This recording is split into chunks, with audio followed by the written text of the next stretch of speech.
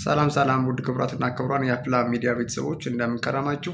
ለዚህ ቻናል አዲስ ከሆናችሁ ሰብስክራይብ፣ ላይክ፣ ሼር ማድረግ ቤተሰብ እንድትሆኑ ጋበዝን።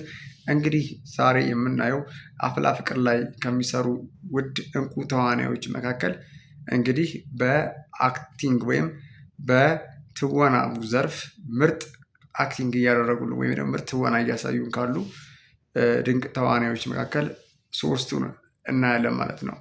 ከሶስተኛውን ጀምር። ሶስተኛ ላይ የምናገኘው በትወናው እጅግ በጣም እያስደመመን ያለው ወጣት ታዳጊ ተዋናይ ትገምታላችሁ እናንተ?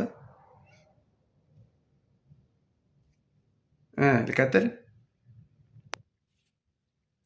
አሻንቲ እጅግ በጣም እውነት ለመናገር ቅርብ ጊዜ ከመጣ በኋላ አይ ቲንክ በቡቸራ ቦታ ከገባ በኋላ እሱን እንትን ለማለት ነው አይ ቲንክ እሱ የገባው።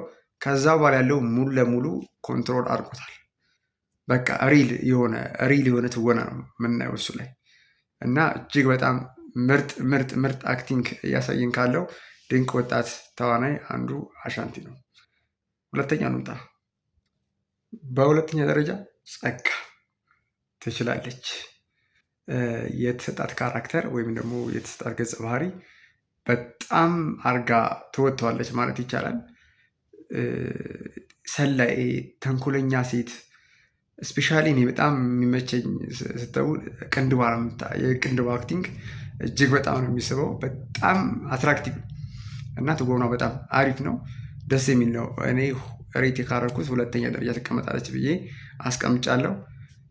የመጨረሻው ካየሁት በጣም እጅግ በጣም ምርጥ ትወና ያየሁባት ሴት እንስት ተዋናይ ገምቱ።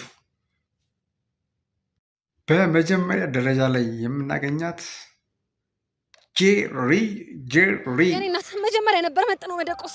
አሁን ምን ያደርጋል ደስ ተጠዶ ማልቀስ። ምን ማለት ነው? መጀመሪያ ስትጀናጀኑ በደንብ ተናባችሁ ይሄኛው የኔ ይሄኛው ደግሞ ያንቺ ምናምን መባባል ነበረባችሁ።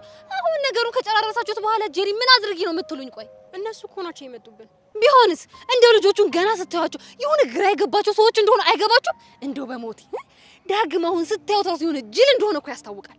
አረ ጄሪ እውነት ለመናገር በጣም ናቹራል የሆነ ትወና ከሚተውኑ ተዋናዮች ጄሪ መጀመሪያ ላይ ትቀመጣለች። እውነት በጣም ነው የምትችለው፣ በጣም ማለት ነው።